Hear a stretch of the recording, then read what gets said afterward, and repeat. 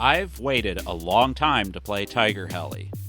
I placed my pre-order sometime after the announcement, but I saw little reason to rush in doing so. Atari has shown before that they carry and stock plenty of product, so I didn't want to tie up $35 for 2 months.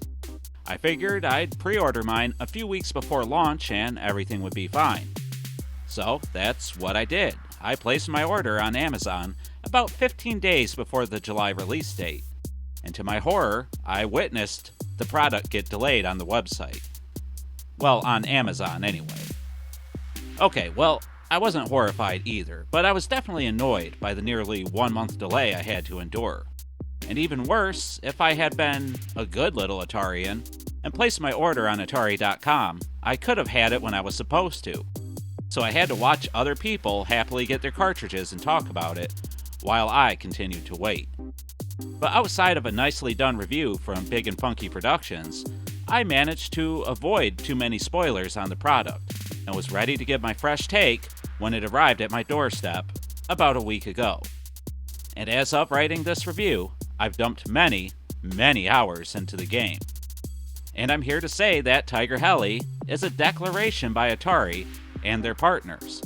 A declaration that they still have a lot of life to squeeze out of the Plus consoles, if they so desire.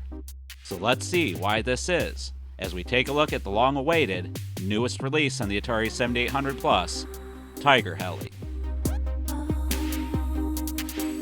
Tiger Heli was released in the summer of 2025 for the Atari 7800 and Plus line of consoles. It was developed by Plaion and published by Atari. It's a port of the 1985 vertically scrolling shooter that was developed by Taoplan for the arcades. You take control of an attack helicopter that is transported to the bottom of your screen via a hauler, and you immediately take control and lay waste to all of your ground-based enemies. Yes, almost all of the enemies that you encounter are attacking you from the ground, and the few that do fly appear to be just taking off of a landing strip. Thus, they're lower than you are. It makes for a weird perspective, where you don't really need to avoid touching too many enemies. You simply hover right over them, but their bullets are deadly and only need to hit you once to destroy your precious copter. Tiger Heli has a nice title screen that's really good looking for the console that it's on, but the game is completely silent until you hit the start button, and there are no options to speak of. It feels a little odd how quiet and basic the start of the game is, but these humble beginnings are no indication of the game within the cartridge.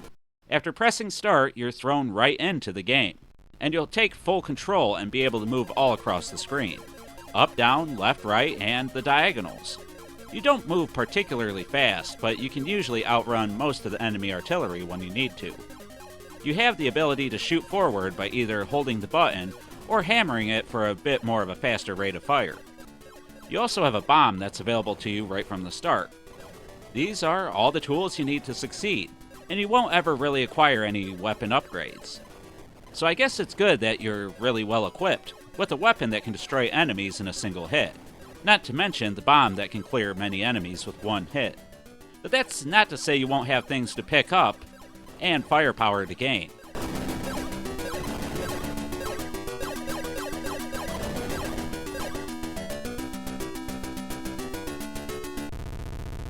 Outside of collecting more bombs, of which you can hold and use 2 at a time before needing to reload, you can also get some mini-copters to fight alongside you.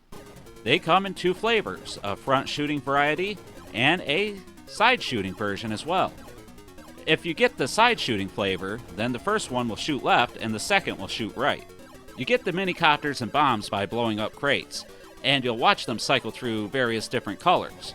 You'll want to wait for the correct color for the power-up that you want, whether it be the bomb, the front shooting copter, or the side shooting mini-copter. It works pretty good, and you'll want to let the box cycle through colors so you can sort of set up how you want your firepower to work. Let me explain.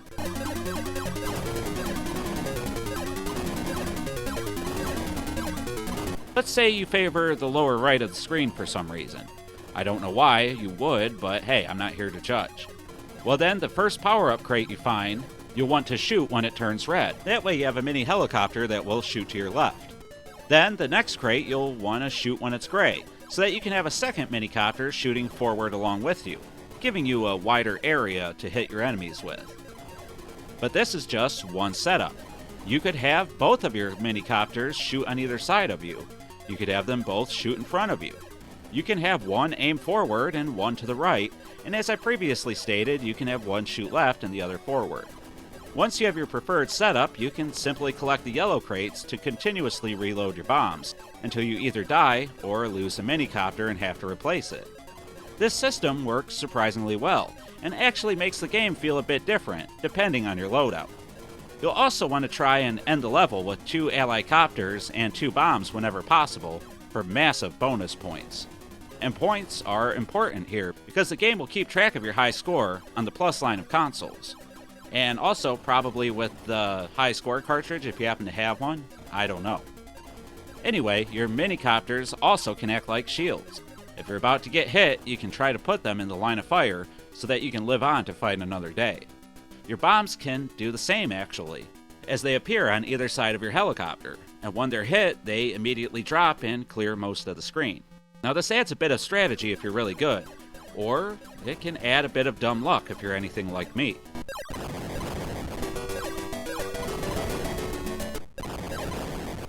The controls are responsive, the enemies are challenging, if not a bit outright hard in some scenarios, and the game's option system is actually pretty cool for a 1985 shooter. Overall, I really like Tiger Heli in the gameplay department, so much so that I've sunk several hours into it since I've acquired the game, and I'm honestly still not tired of it. I'm a shooter fan to begin with, but even if you're just looking for a significant challenge on your Atari 2600 or 7800 Plus, well then, this is a good game to grab in my opinion. The sound and music is pretty good too. I like the music, it's upbeat and fairly arcade-like.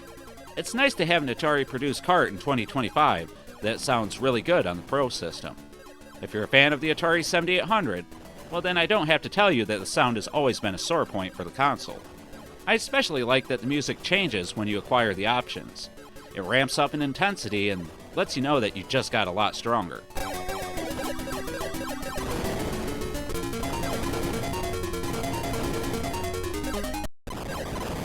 The sound effects are bassy and a bit crunchy, but they also tend to cut out occasionally, which is kind of a bummer. But outside of that and the oddly quiet title screen, I really like the audio. It's well done.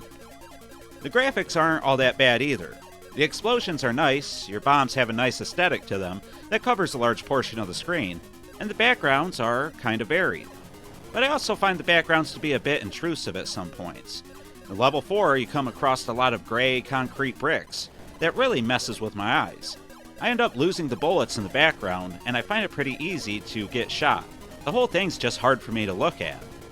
There are a few other parts of the background that, well, I don't really care all that much for. Fighting over fields and towns is fine, but sometimes the screen is just covered by a solid color, and it looks really boring.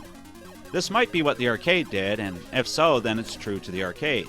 But I wish they would have taken some more liberties here and prettied things up. But even with all that said, the graphics are good, and I've seen a lot worse on the Pro system if I'm being totally honest. Anyway, in true arcade fashion, there's no real end to Tiger Heli. You play through levels 1 through 4, and then they randomly repeat thereafter. I don't believe there's any ending to the game, it's strictly just a high score affair, and that's perfectly fine for me. Tiger Heli is not easy, and should challenge all but the most skilled game players. It took me longer than I'd care to admit to clear the initial 4 levels, and I found the whole thing to be rewarding to play through. You kinda learn the levels as you go, and eventually you'll know what to expect and where to place your helicopter. But even then, there's plenty of challenge to be had. One wrong move or one missed shot, and you could be surrounded by a world of hurt. If you want an adventure with an end for your Plus console, well then this isn't the game for you. But even so, I still urge you, don't skip Tiger Heli. It's a pretty good game, and I think we should take it into our patented pros and cons section to see just how good it actually is. And as always, we begin with the pros.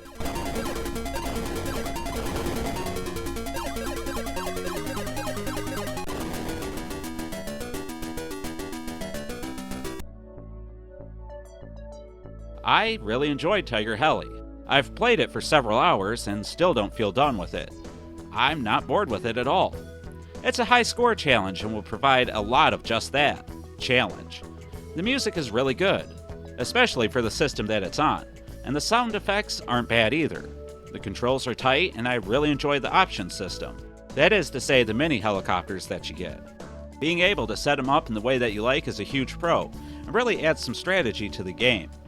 A lot of homebrew games on the 7800 and Atari consoles in general cost quite a bit, so at $35 on either Amazon or at Atari.com, Tiger Heli just feels like a must-grab value for myself.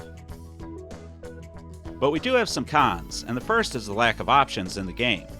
I wish there was some minor ones, like changing controls, adding another life, changing the difficulty, the basic kind of stuff. The sound effects also cut out occasionally, which is, well, it's not a huge con, but it happens.